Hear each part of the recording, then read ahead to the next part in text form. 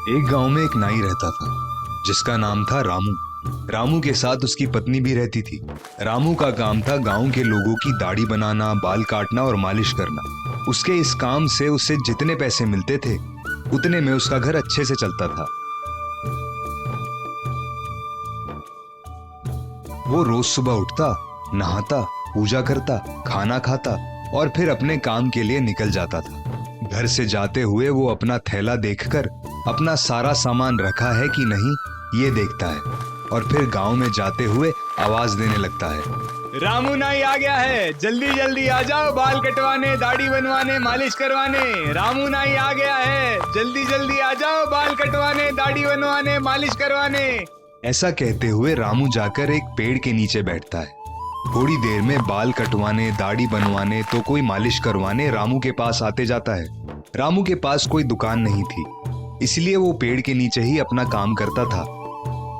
एक दिन रामू पेड़ के नीचे बैठा हुआ ग्राहकों का इंतजार कर रहा था। उस समय उसका मित्र किशन उसके पास आता है। अरे ओ रामू, यहाँ बैठे बैठे समय क्यों काट रहा है? वहाँ सरपंच ने तुझे अपनी दाढ़ी बनवाने के लिए बुलाया है। अच्छा ठीक है, मैं जल्दी जाकर देखता हूँ। रामू जल्दी जल्दी अपना थैला उठाकर सरपंच के घर की ओर निकल जाता है।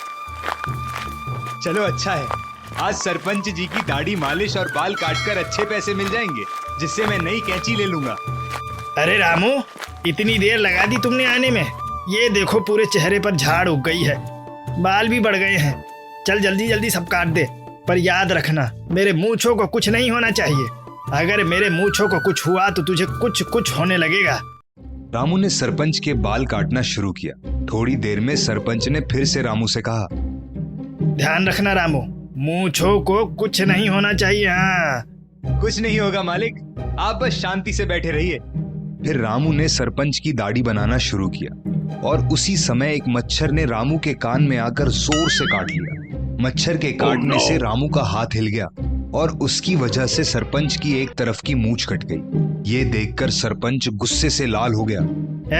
अरे फटीचर, तूने आखिर में वही किया जिसके लिए मैं कब से तुझे सावधान कर रहा था। नहीं मालिक, गलती हो गई। वो मच्छर की वजह से मेरा हाथ आपकी मूंछों तक चला गया। मुझे माफ करिए मालिक, मुझे माफ करिए। अब वो मच्छर ने किया हो या तूने, मेरी तो मूंछें कट गई ना। रुक, तुझे तो मैं अभी बताता हूँ। सरपंच का गुस्सा देखकर रामू ने अपना थैला उठाया और वहां से भागने लगा। सरपंच डंडा लेकर रामू के पीछे पीछे भागने लगा। भागते भागते रामू एक पत्थर से टकराकर नीचे गिर गया, जिससे उसके थैले का सामान नीचे गिर गया और उसमें रखा हुआ एक छोटा आईना टूट गया। और फिर रामू ने जल्दी से सामान थैले में डाला। भागते भागते रामू जंगल में पहुंचा और वहां एक पेड़ के ऊपर जाकर बैठ गया। सरपंच भागते हुए जंगल में पहुंचा। अरे रामू, किधर गया रे तू? एक बार हाथ में आजा, तेरी हड्डियां तोड़ के रख दूंगा। फिर कभी किसी की मूंछें काट नहीं पाएगा। अरे रामू, बाहर आ बाहर तू। रामू के कहीं ना दिखने पर सरपंच वहां से चला गया। रामू पेड़ पर बैठे हुए पहले ध्यान से देखता है कि सरपंच गया कि नहीं। उसके बाद वो पेड़ से नीचे उतरकर सोचने लगता है, अगर आज मैं घर गया तो सरपंच मुझे छोड़ेगा नहीं। आज रात मुझे इसी जंगल में ही रहना होगा। फिर सुबह जाकर सरपंच से माफी मांग लूंगा, तब तक उनका गुस्सा भी शांत हो जाएगा। उस मच्छर ने तो आज मेरी जान ही निकाल दी थी। जिस पेड़ पर रामू चढ़ा था वो एक भूत का घर था। उसने नीचे देखा कि एक आदमी यहाँ क्या कर रहा है। भूत उड़ते हुए रामू के सामने आ गया। कौन है रे तू छोरे, और इधर के करे है? तेनू रात को घूमने में बड़ा मजा आवे है लगता है। दिमाग में इतना जोर मत डालिए, मन्ने तेज भूख लागियो रे। तेनू खा के मारी भूख शांत हो जाएगी। रामू ये सब सुनकर थर-थर कांपने लगा। फिर वो अपनी जान बचाने के लिए कुछ सोचने लगा और अपनी बुद्धि का उपयोग करने लगा। लगता है तूने मुझे पहचाना नहीं पगले। मैं रोज रात को घूमने निकलता हूँ और तेरे जैसे पगले भूतों को पकड़ता हूँ, क्योंकि मेरा काम भूतों को पकड़ने का ही है और मैं तुझे यहाँ पकड़ने ही आया हूँ।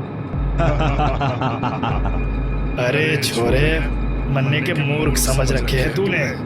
तू कुछ भी बोलेगा और मैं मान जाऊंगा। लगता है तुझे मेरी बातों पे यकीन नहीं हो रहा है। ठीक है, मैं जो दिखाऊंगा उसे देख के डरना मत। तेनू दिख नहीं रहा है क्या?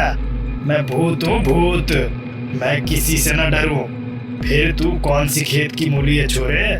रामू हंसते हुए अपने थैले में से टूटे हुए शीशे को निकालकर भूत को दिखाता है। शीशा टूटने की वजह से भूत को अपना चेहरा सारे टुकड़ों में नजर आने लगा। ये देखकर भूत डरने लगा। थोड़ी देर शीशे को देखने के बाद भूत सोचने लगा कि ये आदमी तो सच कह रहा था, उसने सच में भूतों को पकड़ के रखा है।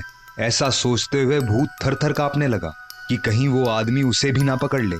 ओ छोरे, तू तो सच कह रहा भाई। मन्ने माफ करियो, तू तो सच में भूतों को पकड़ने वाला आदमी हो। मुझ पर दया कर भाई, मुझे मत पकड़ियो। तुझको जो चाहिए बता दे, मैं सब दिया दूंगा भाई। बोल ना छोरे, तेनू की चाहिए, मैं दिया दूंगा। ठीक है, मुझे एक सोने से भरी थैली चाहिए, लेकिन तुम ये वादा भी करो कि तुम अब से यहाँ आने वाले लोगों को कभी परेशान नहीं करोगे और उनकी मदद करोगे। हाँ छोरे, मैं वादा करता हूँ, मैं कभी किसी को परेशान नहीं करूंगा। ठीक है, फिर मैं तुम्हें छोड़ दूंगा। रामू की बात मानकर भूत ने अपने जादू से रामू के लिए एक सोने से भरी थैली दे दी। रामू ने थैली देखी तो उसमें बहुत सारे सोने के सिक्के थे। अब मन्ने जाने दो मालिक। ठीक है, पर मेरी बात कभी भूलना मत, नहीं तो मैं तुझे पकड़कर बंद कर दूंगा। हाँ मालिक, मैं अपनी शक्तियों का उपयोग लोगों की मदद करने में करूंगा। भूत को वचन दिलाकर रामू जंगल में चले जाता है। सोने के कुछ सिक्कों से वो अपने लिए नया घर ले लेता है और बाकी सिक्कों को अपने पास रख लेता है। उसके बाद भी वो अपना नाई का काम नहीं छोड़ता है। बड़े घर का मालिक बन जाने के कारण गांव के लोग उसका सम्मान भी करने लगते हैं और अब सरपंच भी उस पर गुस्सा नहीं करते हैं।